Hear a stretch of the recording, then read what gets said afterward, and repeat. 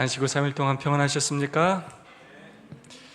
크리스마스 이브에 함께하는 화요 기도의 시간입니다. 이번 주 금요일에 가족 및 소그룹 찬양의 밤이 있어서 오늘은 교과 토요로 함께 시간을 보내도록 하겠습니다. 몇 번 광고해 드린 것처럼 우리 김순복 집사님께서 오늘 새벽 12시 30분에 주님 안에서 잠드셨습니다. 오늘과 내일 그리고 목요일까지 장례가 진행되겠습니다.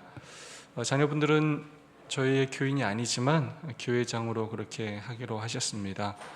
이번 교회에 또 아들과 딸, 또 사위에게 예수님의 사랑을 전할 수 있는 좋은 기회가 될 수 있기를 소망합니다. 비록 여건이 어렵고 힘드시겠지만 최선을 다해서 장례 절차에 협조해 주시면 감사하겠습니다. 우리 옆사람과 사랑과 소망을 담아서 뜨겁게 인사하고 시작할까요? 서로 손잡고 안아주시면서 하늘까지 함께 갑시다. 인사해 주시면 감사하겠습니다.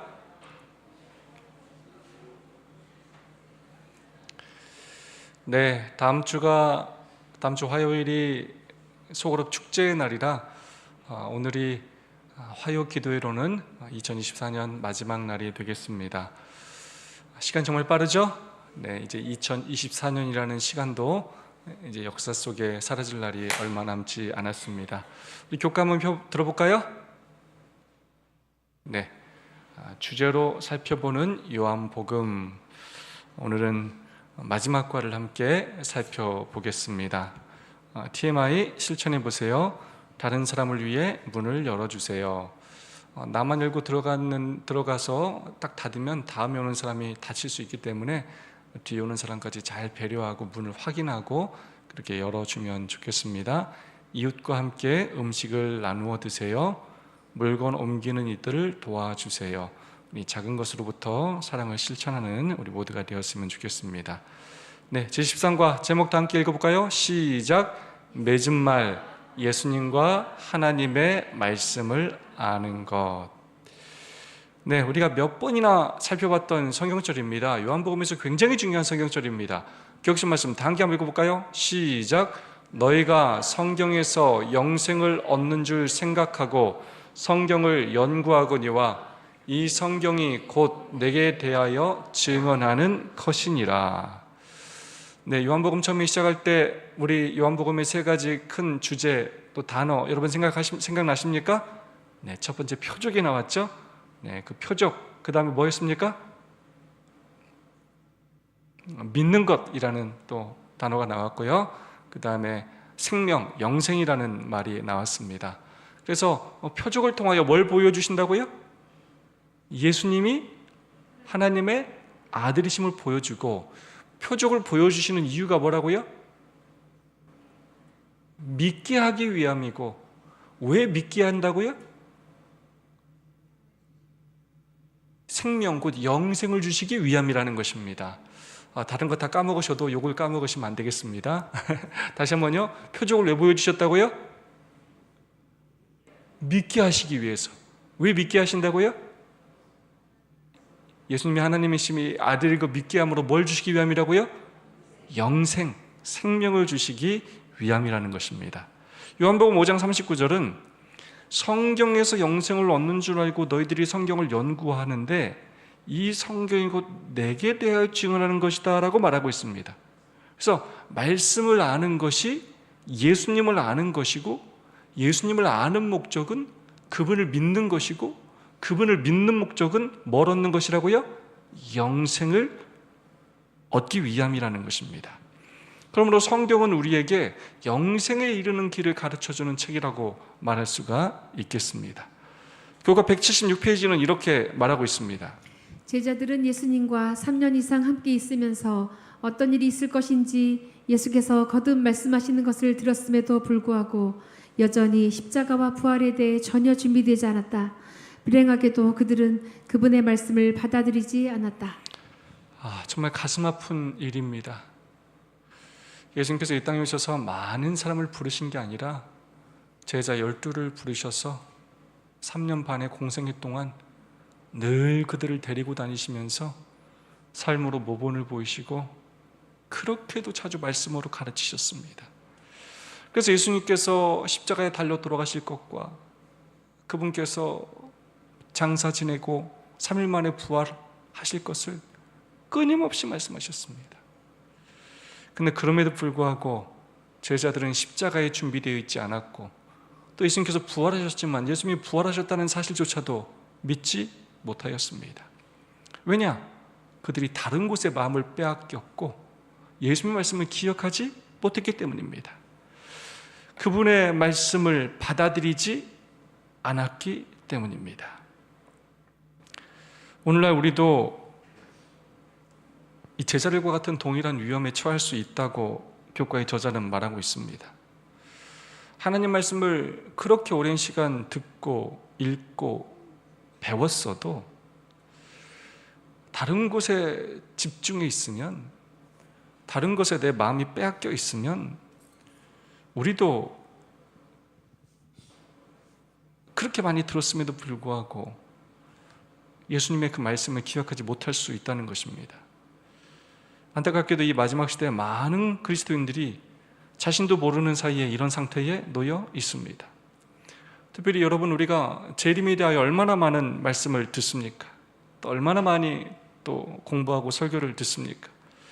근데 과연 우리는 재림을 준비하기 위하여 노력하며 그렇게 살고 있습니까?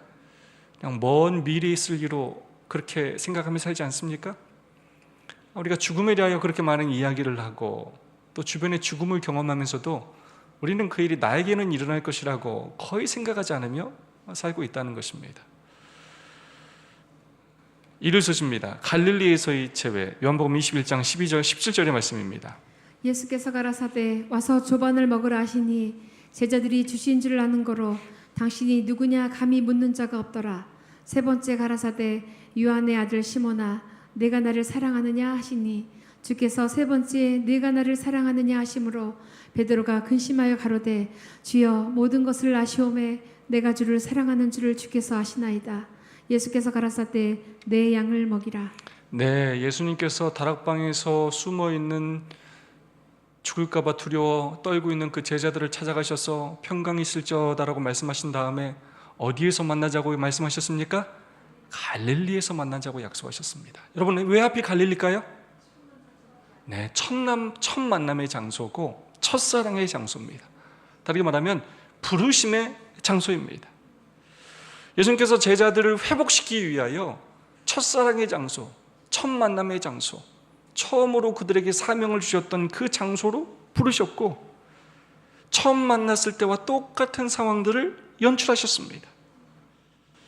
그러면서 그분께서 고기를 많이 잡게 하셨고 아침을 차려주셨고 그 다음에 3번이나 부인했던 그 베드로에게 3번이나 반복해서 의도적으로 되물으시면서 여전히 내가 너희들을 사랑하고 여전히 너희가 나의 제자라는 것을 말씀하시면서 다시 한번 그들의 사명을 회복해 주시는 그 장면입니다. 여기에서 예수님은 베드로에게 3번 물으시는데 그때 뭐라고 물으시냐면 처음에 2번은 내가 이 사람들보다 나를 더 사랑하느냐라고 물었을 때 아가파오라는 말로 물었습니다. 아가페, 신적인 사랑을 의미합니다. 그러니까 베드로는 뭐라고 말하냐면 그렇게 똑같이 아가파오로 대답하지 않고 필레오의 사랑을 얘기합니다. 예수님은 또 한 번 아가파오라고 물었을 때 베드로는 또 필레오의 사랑을 얘기했고 예수님께서 3번째는 필레오의 사랑을 물었을 때 그가 필레오의 사랑으로 또 답했습니다. 무슨 말이냐? 베드로가 과거에는 어땠냐면 모두가 버려도 나는 뭐 하지 않겠다고요? 나는 다르다고요. 나는 쟤네들하고는 차원이 다른 애라고요. 쟤네는 배반해도 쟤네가 하는 사랑은 아주 하찮아도 나는 그런 사람이 아니라고. 나는 다르다고. 예수님 아직도 나 어떤 사람인지 모르세요, 예수님? 난 쟤네보다 훨씬 괜찮은 사람이라고. 그렇게 교만했던 사람이에요. 근데 이제 아직도 네가 그렇게 나를 사랑하느냐라고 물었을 때 베드로가 뭐라고 말하냐면 인간적인 사랑으로 나에게 하나님의 그런 사랑이 없다고 겸손한 사랑으로 답하게 됩니다. 그래서 지금까지 늘 자신을 기준으로 삼는 자기를 우선시하지 않고 주님을 우선시하는 그 모습을 드러내게 됩니다. 그러면서 예수님의 그 겸손을 그가 배운 것을 그렇게 드러내 보이면서 겸손이야말로 그리스도인이 감당할 사역의 가장 크고 중요한 자질임을 우리에게 보여주셨다는 것입니다. 예수님에 대해서 성경과 예언의 신이 묘사할 때 가장 많이 표현하는 단어가 하나 있다면 그게 뭐냐면 바로 겸손입니다. 온유하고 겸손하다. 근데 이 온유와 겸손은 같은 말이에요. 겸손한 게 뭐라고요? 온유한 거예요. 막 화를 잘 내고 막 상황에 따라 막 친절했다가 화냈다가 막 이런 건 겸손한 게 아니에요. 온유와 겸손은 겸손해질수록 뭐해진다고요? 온유해지고 온유해질수록 뭐해진다고요? 겸손해져요. 그래서 성화라는 건 굉장히 포괄적인 개념인데 사실은 다른 말로 표현하면 온유와 겸손입니다. 나이가 들수록 신앙을 하면 할수록 더 겸손해지는 거예요. 더 온유해지는 거예요. 화내고 화 덜 한 번 덜 내고 내 기준으로 생각했던 것, 늘 교만했던 것, 더 마음을 낮추고 약자의 입장에서, 연약한 자의 입장에서 생각하고, 그것이 바로 예수님의 모습이라는 것입니다. 그래서 예수님께서 왜 제자들이 굴복하느냐? 제자들은 그 어떤 인간적인 그런 예수님께로부터 인정받을 만한 자질이나 행위가 하나도 없었어요. 근데 그런 제자들에게도 예수님께서 온유하셨고 겸손히 행하셨습니다. 베드로가 그것을 결국 배우게 된 것입니다. 교과 179페이지의 말씀입니다. 베드로의 회복과 초기 교회 지도자로서의 역할은 예수님이 죽음에서 부활하셨다는 가장 강력한 증거 중 하나이다. 예수께서 다른 제자들 앞에서 베드로를 다시 부르지 않으셨다면 그가 감당한 두드러진 역할을 설명하기 어려울 것이다. 베드로가 예수님을 부인했다는 사실은 제자들과 많은 사람들이 아는 사실이었습니다. 예수님께서 공개적으로 베드로를 회복시켜 주시는 이 일을 하지 않으셨다면 초기교회에서 베드로는 지도자의 역할을 감당할 수가 없었습니다. 예수님께서 의도적으로 이런 연출을 통하여 많은 사람 앞에서 베드로를 회복시켜 주심으로 베드로를 초기교회의 유능한 지도자로 사용케 하셨습니다. 교훈의 말씀입니다. 예수께서 갈릴리에서 베드로를 다시 부르시고 사역으로 회복시킬 수 있었던 것은 그가 자신보다 예수께 초점을 맞추고 겸손하게 행하였기 때문이다. 아멘. 시대소망은 깊은 회개를 나타내는 베드로에 대하여 이렇게 표현하고 있습니다. 베드로는 3번이나 주님을 공공연하게 부인했었다. 예수께서도 3번씩이나 가시돋친 화살과 같은 이 날카로운 질문을 그의 상처받은 마음에 화급하게 던짐으로써 그의 사랑과 충성의 보증을 베드로에게 끌어내셨다. 모인 제자들 앞에서 예수님은 베드로의 회개의 깊이를 나타내셨으며 한때 자만스럽던 제자가 얼마나 완전히 겸손하게 되었는지를 보여주셨다. 아멘. 우리 예수님 참 좋으신 분이십니다. 네.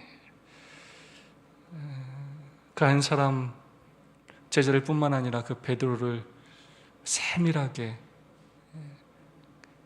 그를 돌아보시고 그를 회복시키기 위해서 많은 것들을 계획하셨고 정말로 많은 노력을 통하여 베드로를 많은 사람 앞에 다시금 인정받게 하셨고 그를 당신의 도구로 그렇게 사용하셨습니다. 오늘서 줍니다. 오직 예수를 바라보라. 요한복음 21장 20절 22절의 말씀입니다. 베드로가 돌이켜 예수의 사랑하시는 그 제자가 따르는 것을 보니 그는 만찬석에서 예수의 품에 의지하여 주여 주를 파는 자가 누구오니까 묻던 자라라.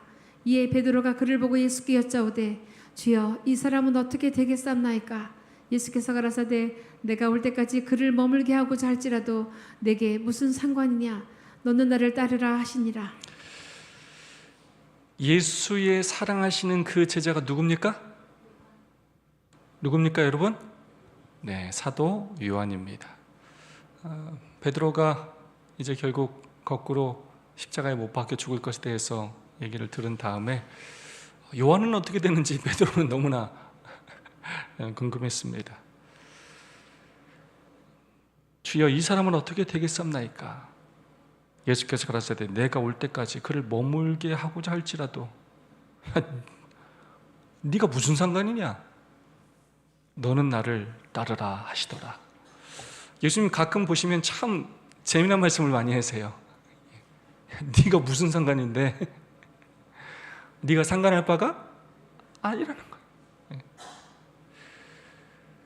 우리는 늘 다른 사람하고 비교하는 걸 참 좋아해요. 다른 사람이 가진 것 내가 못 가지면 난 왜 저거 안 줬냐고 따질 때가 있고, 자기가 많이 가진 것에 대해서는 생각하지 않아요. 자기가 많이 가진 건 당연하다고 생각해. 근데 자기가 못 가진 건 남이 가졌을 때는 왜 나는 저걸 안 줬냐고 따져요. 그게 우리 이기적인 본성이에요.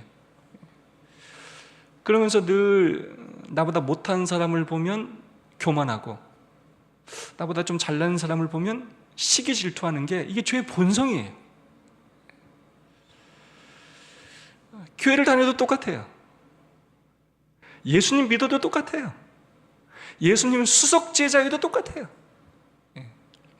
목사에도 다 똑같고 장로님들에도 다 똑같아요. 누구도 예외가 없어요. 집사는 집사님들끼리 또 경쟁하고, 애들도 애들끼리 경쟁을 해요. 끊임없이 비교하고, 누가 높고 낮고. 예수님께서 아주 중요한 말씀을 하셨어요. 다른 사람의 일에 대해서 네가 상관하지 말라고. 저 사람한테 왜 이렇게 많은 축복을 주는지, 저 사람한테 왜 이렇게 많은 이런 시련을 주는지 상관하지 말고 너는 내가 너에게 맡긴 네 길을 가라고. 다른 사람의 상황이 내가 하나님의 일을 할지 말지를 결정하는 그 영향을 받아서는 안 된다는 것입니다. 우린 늘 정말 남 핑계대기를 좋아해요.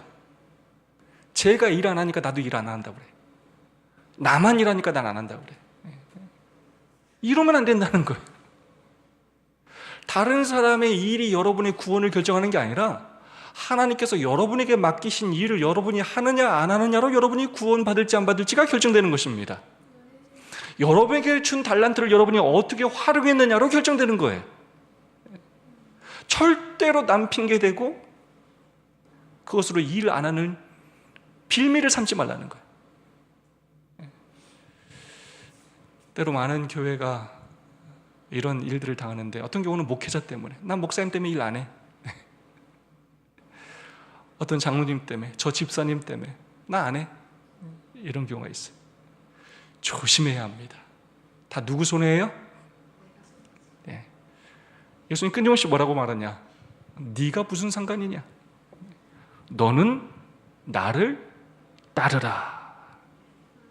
비교함으로 내가 더 낫다고 교만하지도 말고, 내가 축복을 덜 받았다고 또 절망하지 말라는 것입니다. 하나님께서 나에게 맡겨주신 일을 해야 한다는 것입니다. 나에게 주신 축복에 감사하는 것입니다. 헌금을 내는 것도, 봉사를 하는 것도 다 마찬가지입니다. 남과 비교하면서 하지 마시고 여러분의 일을 여러분에게 맡겨준 대로 성실히 감당하시라는 것입니다. 나에게 걷게 하신 나의 길을 걸어가야 하고, 내가 져야 할 십자가를 져야 한다는 것입니다. 23절로 25절 마지막 말씀입니다.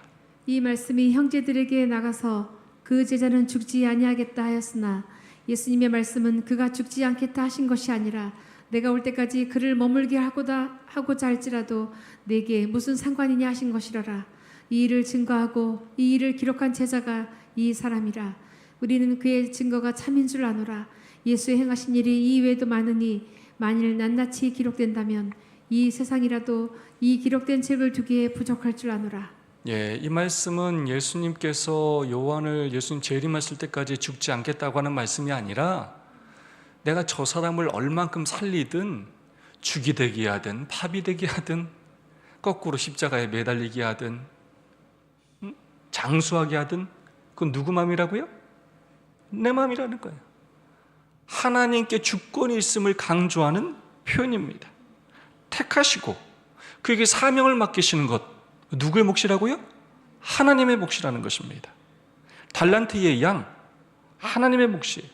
왜 하나님 모세를 선택하십니까? 왜 바울을 선택하십니까? 하나님 마음이에요. 네. 오늘 우리는 나에게 왜 더 큰 사명과 더 큰 직책과 더 큰 명예를 주지 않냐고 따지는 것보다 이미 나에게 주신 것들을 올바로 감당하는 일이 훨씬 더 중요합니다. 작은 일에 충성된 자에게 큰 것을 맡기시는 것입니다. 주어진 사명에 받은 빛에 순종하면 되는 것입니다. 우리는 그것으로 심판을 받는 것입니다.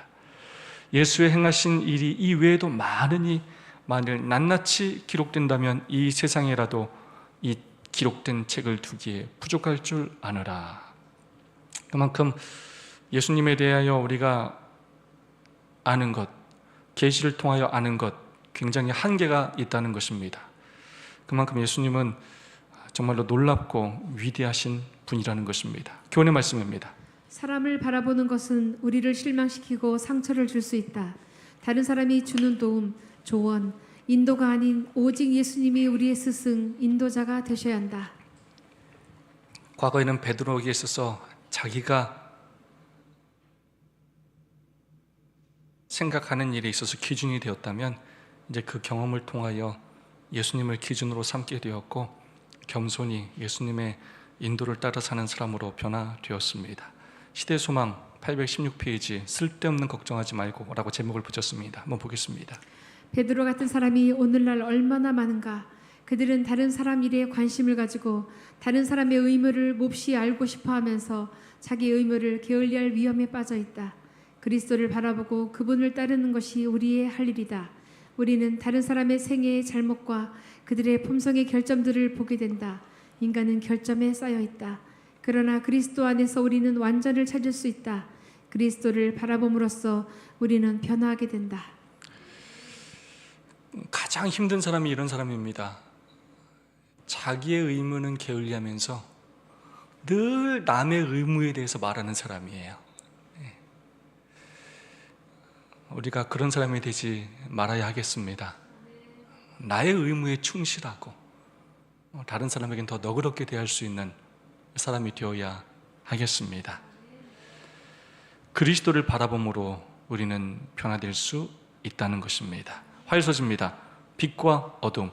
요한복음 3장 19절, 20절, 21절의 말씀입니다. 그 정죄는 이것이니 곧 빛이 세상에 왔으되 사람들이 자기 행위가 악함으로 빛보다 어둠을 더 사랑하는 것이니라. 악을 행하는 자마다 빛을 미워하여 빛으로 오지 아니하나니 이는 그 행위가 드러날까 하며 진리를 쫓는 자는 빛으로 오나니 이는 그 행위가 하나님 안에서 행한 것임을 나타내려 함이라 하시니라. 네, 월요일까지의 소지가 요한복음의 내용이라면 화, 수, 목 3일은 추가적인 내용을 다시 한번 반복하고 있습니다. 요한복음의 주된 내용을 복습하고 있습니다. 그 중에 첫 번째 주제로 빛과 어둠에 대하여 말하고 있습니다. 예수님은 빛이신데 그 빛이 세상에 왔는데 사람들이 자기 행위가 악함으로 빛보다 어둠을 더 사랑했다는 것입니다. 빛이 비춰졌지만 그 빛을 뭐 했다고요? 거절했습니다. 악을 행하는 자마다 빛을 미워합니다. 왜 빛을 미워했죠? 예수님을 왜 미워했습니까? 예수님의 그 모든 삶이 그들을 뭐 했다고요? 정죄했어요. 예수님이 정죄하려고 해서 정죄한 게 아니라 예수님의 삶을 보면 찔림을 받아요. 예수님을 거절했기 때문에 빛을 미워했고 빛으로 오지 않았다는 것입니다. 왜냐하면 빛으로 가면 갈수록 자기의 뭐가 드러난다고요? 예수님이 빛을 밝게 봐주시기 때문에 죄가 드러나게 돼 있어요. 나는 그렇게 살지 못하는데 저 사람은 자꾸 저렇게 사니까 끊임없이 비교가 되는 거예요. 그게 싫어요. 진리를 쫓으려고 하는 자는 빛으로 오지만 그렇지 않은 자는 빛을 거절하게 되고 영생으로부터 멀어지게 된다는 것입니다. 빛을 사랑하는 자, 어둠을 사랑하는 자, 끊임없이 죄를 감추고 어둠 가운데 행하는 자가 있다는 것입니다. 시대의 소망의 말씀입니다. 인간은 결코 스스로 하늘의 지식을 찾을 수 없다. 하늘보다 높으시니 내가 어찌하겠으며 업무보다 깊으시니 내가 어찌 알겠느냐. 오직 성령께서만 눈으로 보지 못하고 귀로도 듣지 못하고 사람의 마음으로 생각지 못하는 하나님의 깊은 것을 우리에게 계시할 수 있으시다. 오직 하나님이 성령으로 이것을 우리에게 보이셨으니. 아멘. 우리는 결코 스스로 하늘의 지식을 찾을 수가 없다는 것입니다. 중요한 단어 하나가 나옵니다. 하나님이 우리에게 뭐 하셔야만 한다고요? 계시하셔야만 합니다. 보여주셔야 돼요. 그래서 우리는 특별 계시, 일반 계시, 계시를 통하여 우리는 하나님을, 예수님을 알아가게 되는 것입니다. 그러므로 정말 우리에게 중요한 것 가운데 하나가 무엇이냐면 영적인 눈을 뜨는 것입니다. 영적인 눈이 감기면 안 보여요. 계속 엉뚱한 얘기를 해요. 이 영적인 귀가 이게 닫히면 지금 아무리 얘기해도 안 들어와요. 계속 딴 생각하고 있어요. 마음이 딱 막혀 있으면 말씀이 절대로 들어가지 않아요. 튕겨나가요. 그래서 지난주 화요일에 배웠던, 또 지난주 교과에도 나왔지만 결국 의심을 극복하는 방법은 말씀 앞에 뭐 한 거라고요? 겸손한 거예요. 늘 겸손히 내가 다 안다. 아유, 저거 또 똑같네. 절대로 그 말씀이 우리 마음속에 들어올 수가 없습니다. 끊임없이 눈을 열어달라고, 귀를 열어달라고, 마음을 열게 하셔서 성령 하나님의 음성을 듣고 그 말씀이 내 가슴 속에 새겨지게 해달라고, 하나님을 진심으로 믿게 해달라고 기도해야 한다는 것입니다. 요한복음 1장 18절에 아버지 품속에 있는 독생하신 하나님이 나타내셨느니라, 지난번에도 한번 살펴봤었습니다. 엑세게 오마이라는 표현은 뜻을 풀어 이해할 수 있게 해석하다, 설명하다, 논지를 밝히다 라는 뜻입니다. 그래서 결국 예수님께서 이 땅에 오신 목적이 뭐라고요? 하나님을 보이시기 위하여, 드러내시기 위하여, 해석하시기 위하여 오셨습니다. 예수님은 하나님의 사자로 이 땅에 오셨습니다. 예수님이 하나님의 최고에 계시고, 그래서 예수님이 최고의 특별 계시라는 것입니다. 요한복음 8장의 말씀입니다. 예수께서 가라사대 하나님이 너희 아버지였으면 너희가 나를 사랑하였으리니 이는 내가 하나님께로 나서 왔음이라. 나는 스스로 온 것이 아니요 아버지께서 나를 보내신 것이니라. 너희는 너희 아비 마귀에게서 났으니 너희 아비의 욕심을 너희도 행하고자 하느니라.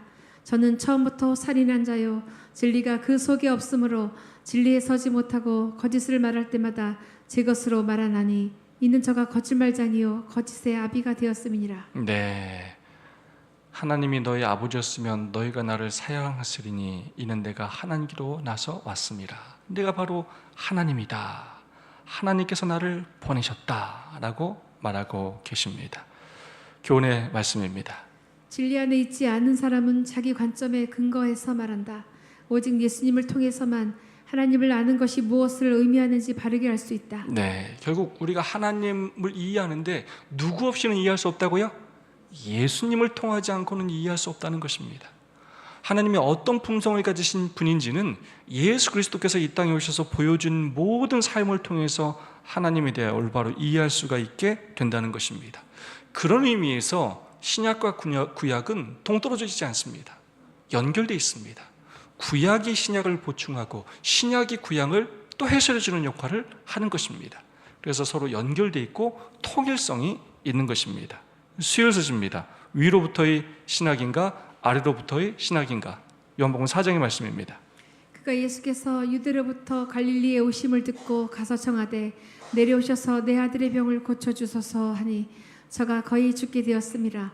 예수께서 가라사대 너희는 표적과 기사를 보지 못하면 도무지 믿지 아니하리라. 신하가 가로되 주여 내 아이가 죽기 전에 내려오소서. 예수께서 가라사대 가라 내 아들이 살았다 하신데 그 사람이 예수의 하신 말씀을 믿고 가더니.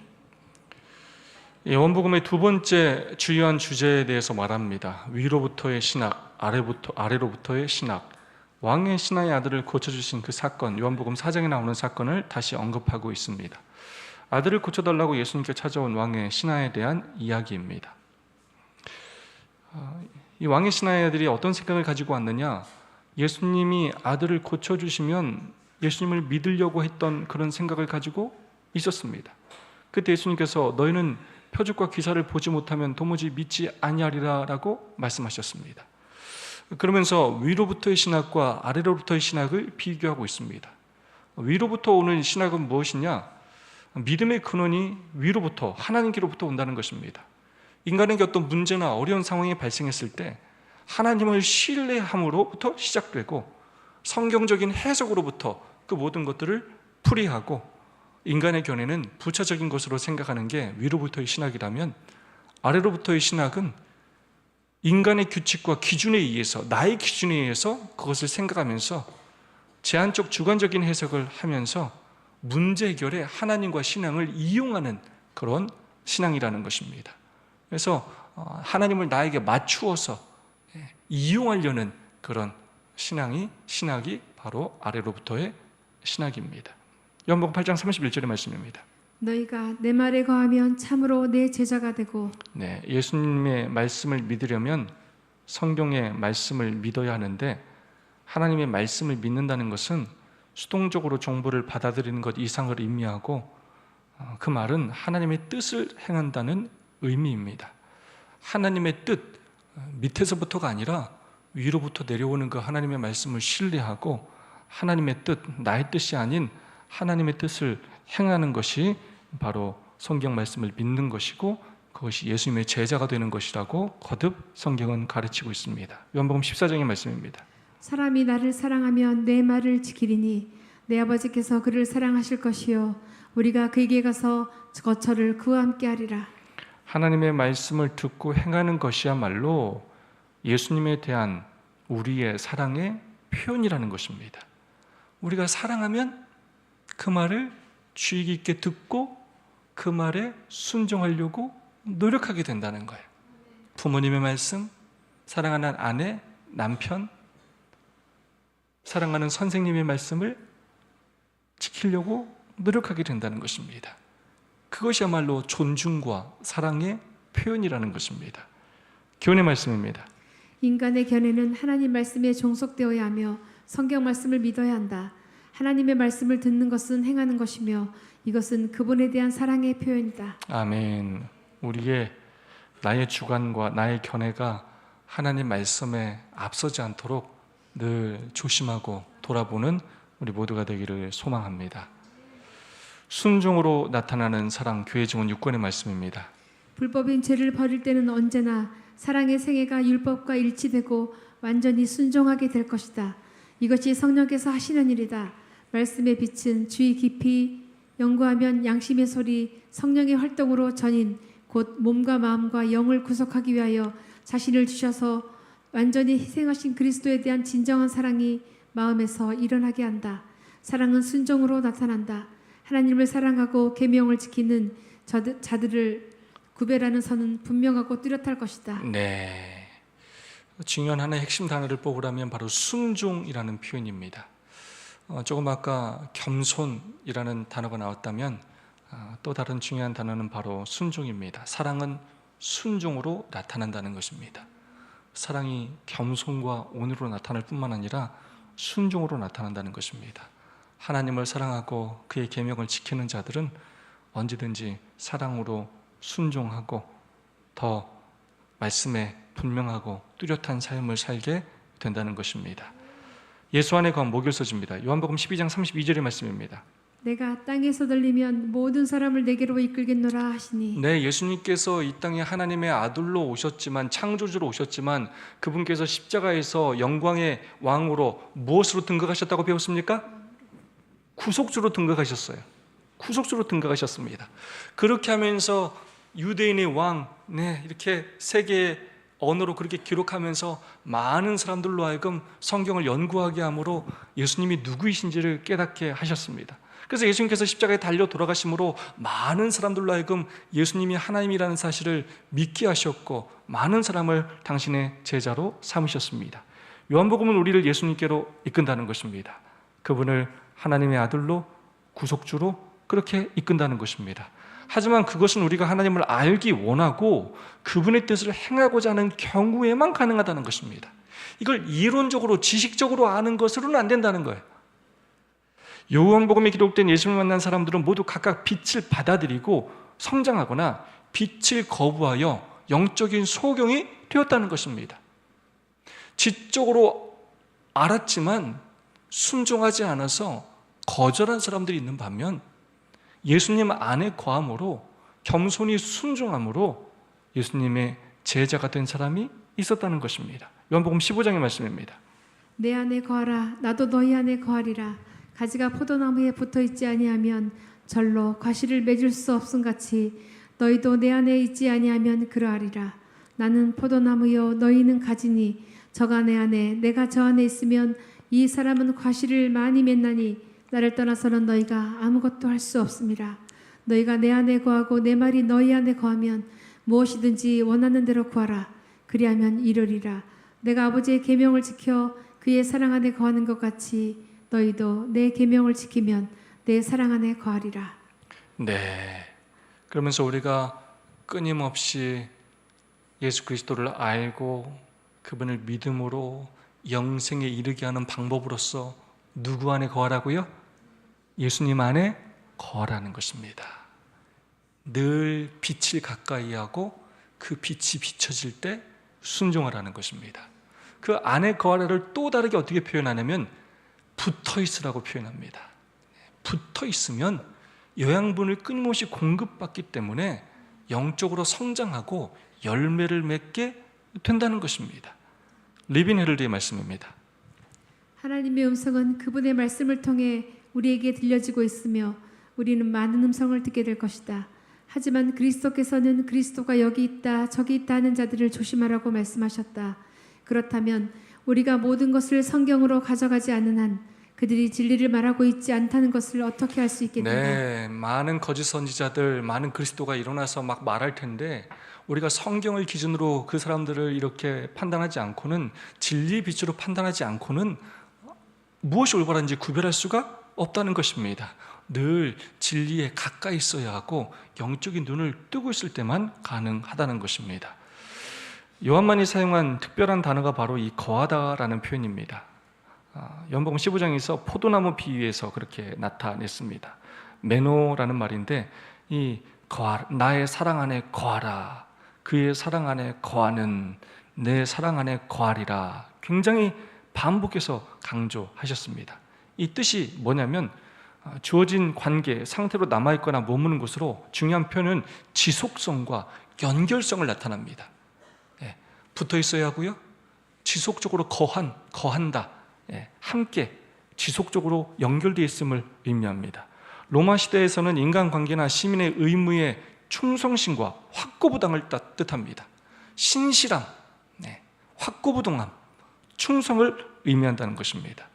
또 신약 성경에서는 영적이고 친밀한 지속적인 관계의 깊이를 반영하고 있다는 것입니다.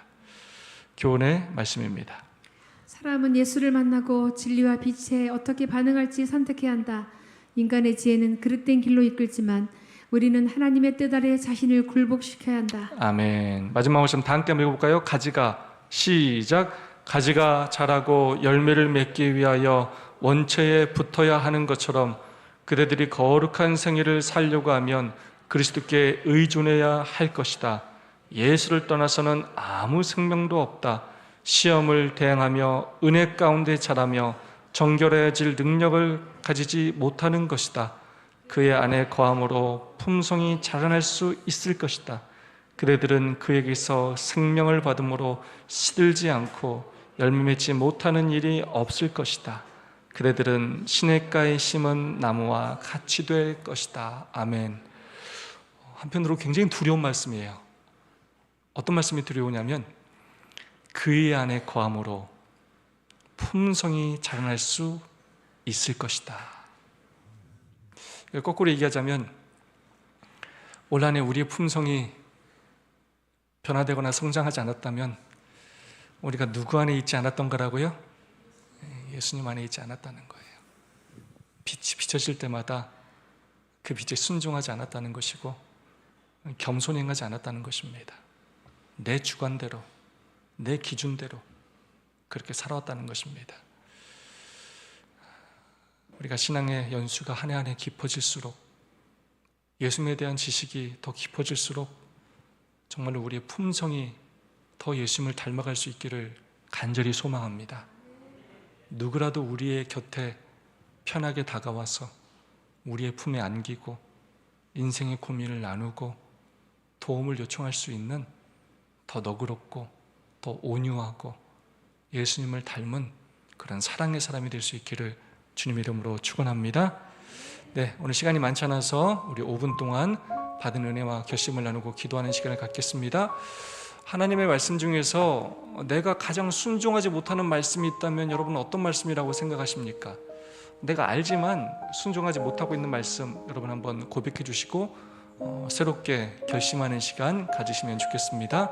세 분 정도씩 그렇게 짝을 지으시고 함께 받은 은혜와 결심을 나눠주시면 감사하겠습니다.